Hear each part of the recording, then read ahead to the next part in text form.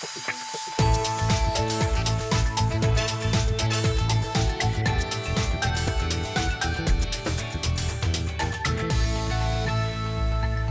maaitijd is begonnen en mijn Ruitse Spanninga, ja, dan breekt de zinnen terug met een Oegandees recept. En de redens, die kunnen we in het vet, maar eerst is er nog het sprinttoernooi van Jan Ikema. Goejoen, dit is Bient. Op de dag dat in de omkrieten van Heerenveen het allereerste leerpaaivoen is. Ja, daar komt hij, ja. Het is mijn heel grote eer om jou die te mogen overhandigen. Van harte lokwenske, Amanda. En ik mag deze ex-miss kandidaten mag ik daarmee een zoen geven. Hey. Van harte proficiat, ja, alsjeblieft. De oorkonde, die luidt als volgt. Op 14 maart 2016 heeft Amanda Stuyver, wonend in Sint-Jansgeer, het eerste leerpaai in Friesland in de gemeente de Frieske Marnvoen. Alsjeblieft. Dankjewel. Ja, Armanda, en nu zit je hier in de studio en dit is hem, hè? Ja. De zilveren lip, prachtig. En we hier natuurlijk ook het eiken graag snel laten wollen. Maar ja, dat mag net, hè? Nee, we mogen hem helaas niet meer meenemen. Heeft er wel stiekem even onrekken? Ja, ik heb hem al even onrekken natuurlijk. Ja, maar dat mag officieel eigenlijk ook net. Nee, ik weet dat het verbinden is om het mee te nemen, maar dat verbinden is om aan te rijden, dat de hygiëne benul van. Dat, ja, ik heb hem al even vasthouden natuurlijk. Ja. Want hoe wie het in het loon? Alle je media vanzelf erbij? Ja, op een gegeven moment ran het natuurlijk vol met mensen. En ik hier er zelf geen flauw benul van dat het al zo gauw ik de ronde ging zo. Want ja, wie nou misschien 20 minuten lien dat we hem voelen hier. En dat ik. Hoe let wie dat? Om de bij 20 uur ongeveer heb ik hem voelen. Van de morgen. Ja, en toen heb ik liek bellen naar een commissaris en nou ja. De commissaris aan de telefoon. Sorry? Heeft de commissaris aan de telefoon? Ja, net de commissaris van de koning, hè? Nee, van de vogelwacht en zo. Oh, die commissaris. Oh, dat is ik hier verzeld. Ja, die heb ik bellen. Want ja, die moet hem eerst goedkeuren dat het wel echt een vers haai is. En nou ja... Ja, dan mag je hem er ook oppakken. We kunnen hem dan keuren. Ja, dat klopt, ja. Ja, je hebt dus een bakje wetter nog. Je bent een wassen neus verzeld. Ja, precies. Maar dan is hij dus goed, Kat. Ja. En dan? Hoe gaat het dan? Nou ja, dan wordt de boel in werking zetten dat hij de rest gaat bellen. Maar weet ik veel wie hij eigenlijk bellen moet eigenlijk. Ja, die sowieso natuurlijk. Ja, en... Want hoe laat kwam hij dan, de commissaris van de koning, John Jorisma? Die kwam om jou verdraaien. En zo lang moest hij hem dus wachten? Ja. Maar stelt ze erbij? Zou erbij zitten, ja? Ja, nee, dat hebben we net niet. Ja? Nee, we hadden er een stokje bij zetten. Of nou ja, een stuk mais, wat er al lag. Die hebben we erbij zetten en we hadden een stuk plastic opprikt, zodat we hem weer terugvinden konden makkelijk. En, maar in dan geen orenmeester in het loon? Zeg van, ze vinden die hem nog een keer. Ja, maar dan hoort ze al in de gaten, denk ik. Als er iemand dichtbij komt, dan wil het voortwezen. Ja, we zijn wel in de buurt bleun, ja, sowieso. Ja. Maar dan vertelt ze correct dat ik even dat er nog ergens een reserve is, maar dat het net goed is. Ja. Okay. Ja, we zijn nog even verder het loon ingang. Want ja, je zo lang wacht je moet en je gaat bij de auto zitten bijvoorbeeld, ja, dan duurt het heel lang. Maar je dan even lekker een slagje nog door het land door, dan giet ik wat sneller. Het wie mooi waar. Het wie mooi waar ik nog eens. Dus ja. Hè? Ja, en dat wist net al linnig, hè? Want dat wist de Gerre maar die huid. Die show in beeld, dat is die huid. Je wint de Gerre in het loon. Ja. Maar eigenlijk heeft het ook een beetje van hem leer, toch? Het ijsziekje. Ja, van zeker. Paken. Ja, Paken ik natuurlijk. Hè. Paken wie echt een ervaren man. Dan rieden we langs de weilanden en dan zei er, ho, nou oké, stop je. Hij zei, daar leidt erin. Nou, en dan stapte de Ruud, ran er het laan in en hij ran zo op de AO. Echt? Ja. En heeft hij in Paken ook wel eens een keer het allereerste leerpaai voen? Nee, het is hem nog nooit lukt. En die nooit? Nee, mijn huid ik net. Dus hij heeft er beide heen gewoon opgetroefd, joh. Ja. Is de tweede vrouw? Tweede vrouw van Friesland. In de historie. In de historie, dat is toch fantastisch? Super, hè? Ja, alle vrouwen ijsziekje. Ja, alle vrouwen kom op. Maar wist dat de allereerste vrouw die het eiken voen heeft? Nee, de tweede, hè? Ja, maar van wat het is? Nee. Jinke Cuperus. Oh, die, ja. Ja, kist iets? Ja, ze hebben uit Wurm, volgens mij. Maar van, hoe kan het nou? Want nog even naar het moment zelf. Het moment zelf. Dan is er toch het loon. Ja. En dan in één keer luidt het daar. Ja. Nou ja, eerst wie de twijfelde natuurlijk nog. Ja, je twijfel je gewoon jezelf van, ja, shuk dat nou wel goed? Leidt er echt naar in? Dus ja, dan ben ik er eigenlijk nog wat dichter heen gestapt. Ik denk, verrek, ja, dat leidt toch echt wel naar in? Dat, nou ja, een beetje stiekem. Want ja, in het land naast dus ran ik een man. Die wie ik al een ziekje. Dat een beetje stiekem naar mijn huid af van, nou, kom gauw hier. Want ik hen aai. Ja, echt net razen. Zo van, hoi, kom hier. Ja, nee, Nee? ik woe het wel. Ik kon wel schreeuwen en razen en janken, alles tegelijk. Maar ja, Heeft je iets in jankt? nee, ik heb me inhouden. Ja. Dat komt misschien nog. Dat komt misschien nog wel, ja. En maar hoe kunnen ze nou snel zien dat het een echt aai is? Dat het een aai is van dit hier en net van Vlietnier? Hoe doen ze dat? Ja, dat doen ze maar een bakje water doen ze dat. En dan lezen ze het aai in het water, dat aai zinkt, dan is het vers aai. En als het druwen bloedt, maar je rot aai, dat herst ik maar kiep aan. Hè? Als ze druwen, dan ben ze net goed. Lotterie. Ja, lotterie inderdaad. Ja. En nou, ja, een dream in vervulling, denk ik, Armanda. Ja, Een absolute dream. Ja, je bent al zo'n 15 tot 20 jaar ben je aan het ijsziekje. En je hebt altijd eigenlijk wel de wens gaan om ooit eens het eerste aai van Friesland te vinden natuurlijk. Het leukste zou wijzen natuurlijk van heel Nederland, maar ja. Het is Joet Slagen. Ja, En dan zit er niet hier bij de beide heren aan tafel. Hè? ja. Dat is toch een prachtmoment. moment. Ja, geweldig. Wacht, mooi. En moest die nog weer eens een soort wisseltrofee? Of, Nee, daar hebben ze me niks zo zijn, dus ik neem aan dat ik hem gewoon hoor, maar. Mooi, ja. Ja. Ook Ja. gewoon op de kast die mantel. En hoe is hij vet? En nooit. Dank Armanda. Peerske, dat zit aan zijn nek weer door. En dat betekent dat een heel soort Friesen bij de Matthäus Passion jongen. Azen hebben we een reportage. Maar eerst naar Ruitse. Want Ruitse heeft al gerechten kleermaken uit Curaçao, uit wat wie het al hier, Thailand, China. En Joert heeft het nationale gerecht van Oeganda. Oeganda, ja. Bijzonder, hè? Ja. Ja, bijzonder. Wat is Barbara. Barbara die had het me het recept doen. En Barbara die werkt in Friesland en die komt uit Oeganda. die komt uit Oeganda bij. Ze had hier asiel gekregen. Ze is hier net verneerd gekomen. Voor de rest let dat maar even bij voor wat het is. Ze is vlechten. Ja, ze is vlechten. En, maar ja, fantastisch. De hartelijkheid, jongen, dat spatte er al. Prachtig, maar die echt toen gongen toe die matoke. Matoke, wat is dat? Dat is de Banaan. groene banaan. Wij zullen hem vet gooien. Ja. Maar Bruine banaan. Dit is nou eigenlijk de jerpel van Oeganda, steeds maar. Hè. En dan komt er heerlijke... Wat is dat? dat is een... ja, dat is een zoekgebied. God, hoe heet dat? Cassave. Sorry, ik kon ze gauw niet zeggen. Cassave. En dit is een soort... Dit is er ook bij, een beetje zwiert. En en dan maar zijn gerecht erbij. Fantastisch. Ze hier thuis een matoke plantage. Dat zullen we als niet naar repro. Ik nog even een stukje hoe ze dat vervoeren en zo. En de koers... Maar dit zijn de twee belangrijkste ingrediënten van dat gerecht. En dit. Wat is dat? Pinda. Moest eens roepen. 100% pinda. Dit zijn aardnoten, hè, dus die groeien daar ik. Een soort pindakaas. Ja, nou, dat is een beetje vlok in het kerk als pindakaas. Ja, dat mag je net. Het roept wel heel lekker. Het roept lekker. 100% pinda. En dan koest merken, dat vind ik zo fantastisch, als die meesten, want jij eten, dat jouw herinnering op. Hè. En dan die banaan, en dan dit gerecht, en die pinda, en dan die cassave erbij. En dan iets dat, reminisceren. De herinnersto die wij die ding, en dan begint het gewoon, dat hele heitelaan van haar. Ja, dat denkt ze dan aan waarom? Aan mooie tijden. Zullen we even zien? Leuk. Wat moet ik gaan koken? Je gaat koken Oegandese pindasaus. Ja? Ja, met vlees. Ja. En ook met matoke. Matoke? Ja. Wat is matoke?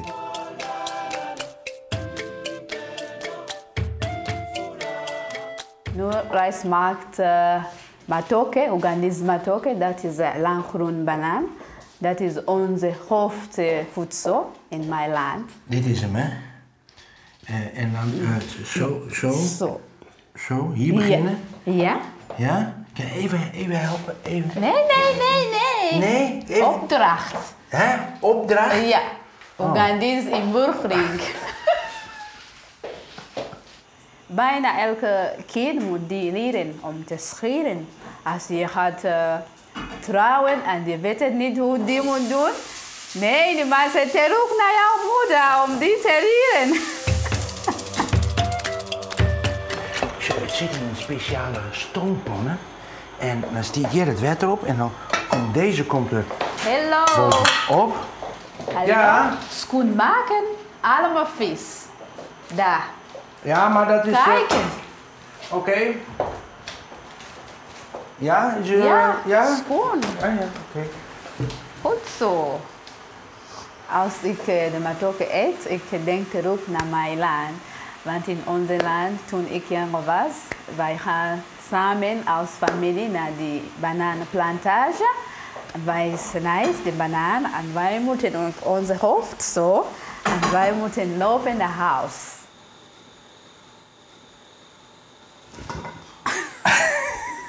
Jij bent beter. Ja, ik ben beter.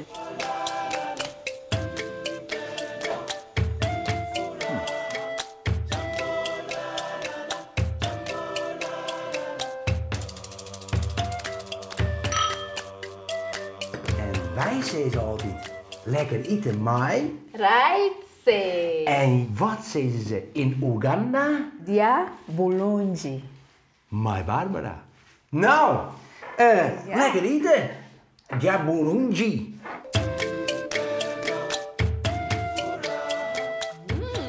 Rijtse is geslaagd. Yay! Yes! Ja, matoke. En het zit nou gewoon al Farus. Het wie een soort van. En de meeste thuiskoen dat het zit, het wie een soort van marathon. Hè, van wat ruikt zo al die. Maar het zit. Het leidt op wat. Het leidt op wat. Ja. En dit is dus matoke, Matoke, met cassave. pindasaus. Ja, en rundvlees. Tomaten zitten erin, limoen zit erin, siepeltjes. Ja, echt heel lekker. Echt een heel lekker. En die 100% is, of het lekker is, dat mag je dus nou bepalen. Dat mag je nou bepalen. Ik wie slagen, dat heeft je het. Ja, dat heb ik wie slagen. En een vrolijke dame, of net? Hartstikke Ja, vrolijk. en zij is een gospelzangeres, hè? Oké. Zij zit in koor All for One. Prachtig mooi. Nou, daar heeft wel in de gaten. Dat swingt als een trein. Hey. Heerlijk. Dus dit eten swingt lekker goed. En moest even die banaan, juist echt wat dat banaan is, hè? Dat moest eventjes combineren. En moest ook combineren. Een beetje van dit en dan een beetje van het oren erbij. Maar het is heel vreemd, want het ziet er echt uit als een banaan. Ze proeft het net, hè? Maar ze brood het net, nee. Nee, hè? Nee. Nee. Hoe vind je het? Ik vind dat heerlijk. Het rook ik al zo lekker. Ja. Het is echt niet een geloksdaai, hè? Ja, echt hoor. Ja, toch? Ja, echt. Maar van zijn broeken net zo volle kroen, hè? Want ik ga hier ook eens een keer zitten met Madame Jeannette. Ja. Hè? En toen echt, jongen, het bron... Ja, och man, jongen, dat die een pieper, dat bron... Het is gewoon een balans van... en dat is maar heel soort met die buitenlandse keuken. Is het zo, die balans die ze maken van die nutten, die pinda... en dan een beetje het zwierte van die cassave en die banaan... Want het is een beetje zwierig. Ik weet dat dat proest in die jerpel. Wat zou je jerpel eten dan? En dan en koriander erop. Hè? En het is toch heerlijk. Het is hartstikke lekker. En het het is is dus... leuk. Zo'n ontdekking is zo leuk. Dat zo'n vrouw je dat dan eventjes vertelt hoe dat zit. Geweldig. En dit is dus een nationale gerecht van Oeganda. Dit is nationaal gerecht. En echt weer, toen zij het eet, en dat hebben we misschien een hele beetje zoen, dat ze het eet, dan wordt ze gewoon helemaal blij van. Hè? Gewoon echt die herinnering. Ja, het hartstikke. reminisceren, Jan. Ik zal nooit meer vertellen. Prachtig mooi beurt. En het recept is liek als alle oren keer. Ik ben gewoon te vinden bij u op, En maatje, hè, op de website. Maatje, want het is heel leuk. Heerlijk. Jongens, maar de Peerske van het door is het werd om de Matthäus Passion te zongen. En van alle koren in Friesland had de Oratoriumvereniging Bolzert de langste Matthäus-traditie. Het stuk van Bach werd er na week alweer voor de 71ste keer uitvierd. Maar waar zijn eigenlijk de meesten achter die stemmen? Deze week stellen we 4 koorleden om je voor.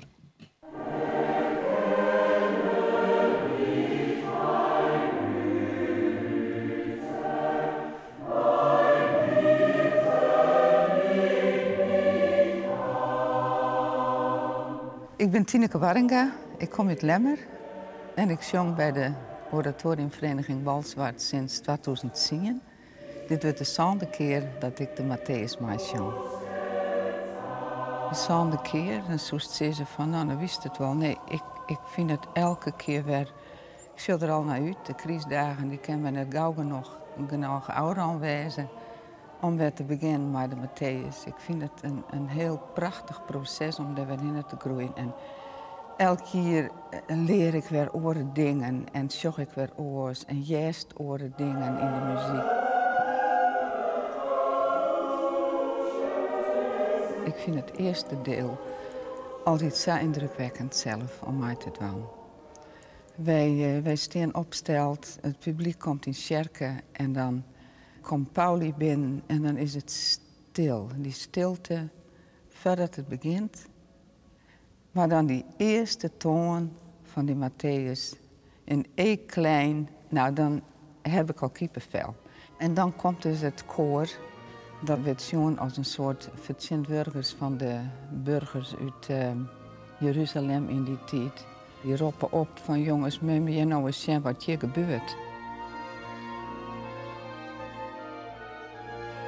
Ik vind het zo vreselijk hoe mensen vervolgen worden in onze tijd. Om hun geloof, om hun seksuele geaardheid, om hun huidskleur, om hun politieke overtuiging die ze net uit maaien, oppakt worden, martelen worden. Het is het lijdensverhaal. Christus wordt elke dag opnieuw kruisigen. Ik vind het een oproep om op te komen voor mensen die het lijden. Komt ihr Töchter, helft mir klagen. Seht den Bräutigam. Seht ihn als wie ein Lamm. Seht die Geduld. Seht auf unsere Schuld. Ja, en morgen dan hebben we vanzelfs deel 2.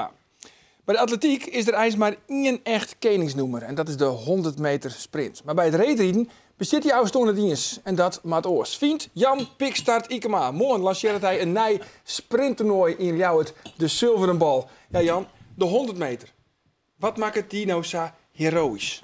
Ja, de 100 meter, daar begint mooi op een 400 meter. En daar zit eigenlijk alles in. Als die 100 meter die net goed rent, dan wordt de 400 meter tiert niks. En het is van stilstand moest je in één keer op 50 km per uur komen. Naar 100 meter. 50 km per uur ongeveer? Ja, dat tel je de goeie. 44, 50. En er zit een soort in. Hè. Er moest niet naar voren vallen, er moest uitzetten, er moest buikspieren ontspannen. Alles komt er bij in en dat is heel moeilijk. En hele goede mensen die hebben er best wel nog soms moeite mee. Het is, alles zit erin. Ja, laten we zelf ook even reminisceren. Want ook hoe zelf aardig ik sprinten, hè? Dat is een goede sprinter. Ik ben een echte pikstarter, ja. Ja, zeker. Van Koesto, ja, ik ger het stadskort al. Maar, maar die race in 1988, toen wist er nog net. Nee. Hè? Nee. Maar, Ik weet het, Jan. ja, toch? Ja, zeker natuurlijk. Midden in de nacht. Dat was hier 's nachts voor de buizen. Ja, echt weer. Redering. Fantastisch. Ah, geweldig. Ja, geweldig. Tjen de Canadees, Thibaut. Hè? Ja. Is dat? Ja, zullen we even Sjen? Ja, maar dat? Want wist de 100 meter, de tussentijd, wist het nog? Ja, ik won Jochen 84. Jochen 84. Ja, dit staat op die... Staat er maar, jongens. Dit staat op die plaat. Mooi tijd voor. Dat is een pikstart van Je Ikema. ziet de voelste niet, hè? Ga rijden Jan, niet lopen. Rijden gaan. Goed zo. En hij leidt. Opening tijd van Ikema is 9,85. Dat is 200ste langzamer dan Ben Johnson over de 100 meter doet. Ja, prachtig het commentaar van Mart Smeets. Hè? Twaartziende vlugger als Ben Johnson. Ja. Wat maakt het nou de 100 meter zo volle leuk als de 400 meter? Ja, die 100 meter, dat is gewoon het e-spotje om eren. En om de eigen. En ik ben een Fries natuurlijk. Ik heb het reetrieden geleerd op een kwarte maan. Ik weet nog de winter van Jochen de Sonter, toen ik 16. Die 2 maanden lang, al die kwarte baanwedstrijden. En in het jaar begon ik steeds harder te schaatsen. Ik mijn 400 en mijn 1000 wilde beter. Die 100 meter, daar zit zo'n soort in. En dat jet zo bij Friesland. Dus ik wil het eigenlijk weer op elkaar krijgen. Ja, en die idee die is eigenlijk geïnspireerd op... want die idee is een zilveren bal, 100 meter. Ja. Maar dat is eigenlijk gebaseerd op het idee van de gouden bal. Ja, de gouden bal, dat is een 140 meter wedstrijd voor vrouwen bij de Prinsentuin. Hier in Ljouwert. En Karsten van Zijl en ik die hebben op een gegeven moment tocht van... wij willen dat wij weer omkrijgen. En we hebben hier een eigen hal, de Elfstedenhal. Ja. En hoe kan je daar wat moois mee doen? En dan komt het op een 100 meter wedstrijd. En wij hebben van de morgen wel heel betiet op een ijsbaan hier. Een container vol met lampen en geluid en alles. Dus die hele ijshal die wordt aan één kant helemaal omturnd. Dus de mensen die rijden, die reetrieders die rijden tussen het lucht terug. Een soort geluid, een discjockey. En een soort mensen langs de kant. Het wordt spektakel. Daar kennen nog wat mensen bij, overigens. Oh ja, daar ben nog kaarten. www.desilverenbal.nl Kijk aan. www.desilverenbal.nl. Zeg nog één keer. Desilverenbal.nl. Nee, maar voor 10 euro just ook gewoon toppers voorbij komen. Hè. Neem even een ja, Jesper Hospes natuurlijk, hè, keer Fries of Nederlands kampioen kwarte Juste Ronald Mulder, wie eerst op de 400 meter, stiet ik aan de start. We hebben Margot Boer, Annette Gerritsen, nog een heel soort Friesen mee. Kijf voorbij, Stefan Groothuis, die hier juist zijn oudschiet op 10,5. Maar die had zijn allerlaatste wedstrijd, die morgen samen met Margot Boer in de Elfstedenhal. Ik dacht boeteloze toppers? Ja, zeker. We hebben Arthur Was, een Pool, Daniel Creek, een Australiër, Japanners, Haga. Het wordt Heather Richardson doet mooi. Ja, is die nou Fries of is die nou Amerikaan? Intussen is ze gewoon Fries in. Maar die doet mooi en ja, die stieren gewoon aan de start en het wordt een spektakel. Het wordt absoluut een spektakel. Ben je wat een rieder, Amanda? Nou, echt schaatsen doe ik net botvallen, maar... Maar zie je rieder erbij, toch? Ja, ik dacht het wel, hè? Diep Friesen. Ja, ik die net naar een ijsbaan of zo, dan moet het echt puur natuurijs wezen, dan trek ik er wel op u. Dan ga ik schaatsen. Dat is ik niet Dat is nooit wat. Nee. Ik moet nog wel even zeggen, een kaartje kost 10 euro. Dus het is net zo dat het helemaal lekker brengt. Er is een soort sensatie voor 10 euro. Hartstikke mooi. Nog eventjes, het begint morgen om 8 uur. Oh. En de doorn hier hebt om 7 uur. Nou, ben je helemaal bij. Maar dat zit alweer op de site. Ja, www.desilverenbal.nl. Maar het is dus alweer gebaseerd op dat idee van de Prinsentuin, de Gouden Bal. Even Sjen, hoe het even wie? Hebben we er beelden van? Hebben we beelden van. Oh. De Gouden Bal. Een legende die weer omgeeft rond 14e eeuw. Er nog 130 vrouwen om mij dienen. Maar dat weer doen. Nou strijd in het skaat van de oude hou op de baan in de Prinsentuin 21 vrouwen van 16 jaar oud om deze prijs. Wat in de finale 3 keer een rit wint, Gitter van Trog mij de Gouden Bal. Het is Janine Smit van het Jereveen die uiteindelijk de rapste is over de 140 meter. Janine Smit, Dortmund, dus morgen, dat is echt mooi. Ja. En ik get eigenlijk niks boppen natuurijs. Maar, maar het speciale van u is dat we met 3 meesten tegelijk starten. Dus net met z'n twaan. Gouden Bal, dat is mijn twaanenbaan. Morgen 3 in Haaslekoor. Dus de inrijstrook, dus kan ik net rondjes inrijden. Dus met aan de orenkant maar ze inrijden. En dan 3 in de baan. Het wordt een spektakel. Al je komen. Hey, daar had er een periode geweest dat de 100 meter echt gewoon op de wedstrijdkalender stier. Ja. De Vrootbekerwedstrijd 100 meter. Waarom hebben ze die er eigenlijk weer al hellen? Ja, ik snap het ook net. Maar wij zullen ervoor zorgen dat hij er weer op komt. Want hij komt er weer op. Ik doe persoonlijk mijn best. Ja, want die Hoyt wie echt voorvechter van de sprint. Ja, mijn hart die natuurlijk hetzelfde idee als ik, hoe de kwarte baan. Die vond het echt heel belangrijk. En die had toevallig ook nog een zoon die het heel goed koer. En die had toen op een gegeven moment toch van, we moeten daar misschien wat meer wedstrijden in organiseren. Dus die is toen met 100 meter, 300 meter en 400 meter wedstrijden. Dat wie dan 1 klassementjes is maar. Dus die 100 meter wie toen heel belangrijk. En ja, die is er jaren mee bezig geweest. En ik neem het stokje weer een beetje hoor. Ja, mooi. Wist je trouwens waar de allervlugste is door 100 meter? Het wereldrecord is wel een officieus wereldrecord. Johansson 30? Johansson 30 van de Japanner... Kiyama? Nee? Kobayashi. Kim even zien. Kobayashi. Flitsend open. Hij was goed weg. Ja, schitterend om te zien, die Japanner. 9-5 in de eerste omloop en toen die val. En daarna overrijden. Hier komt hij, 9-37. Snelste opening ooit. Ja, snelste opening ooit. Mooie commentaar. Maar wij gaan morgen ook wel een teacher van Johansson, Suis. Dat zit er wel in. En wil je nog testen? Meldonium? Nou, nee? We zijn wel bezig geweest met Kulisnikov van de start te krijgen. Maar ja, dat wilde niks omdat hij op teacher huldigen worden moest door Poetin. Ik weet net dat dat nou nog teruggeeft. Maar wij hebben net aan de start. Maar genoeg oren internationaal absoluut, en nationale hele goeie toppers. Jan Tierentank, Montejoen om zo'n uren in de Elfstedenhal in Ljouwert is de wedstrijd om de zilveren bal. En er bin dus nog kaarten. Heren en dames, Tierentank, ons daar 4 van nou nog een hele gezellige dag.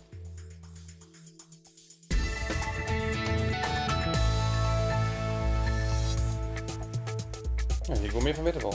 Ja. Het is echt snel voorbij. Ja. Ja, daar ben ik weer. En ik zal je vertellen wat er morgen in Bien zit. Dat is Rudy Bauma, journalist. En krijgt waarom uit Idomeni. Nou, ben benieuwd. Nou, maar moet maar even zien. Ja, toch wel.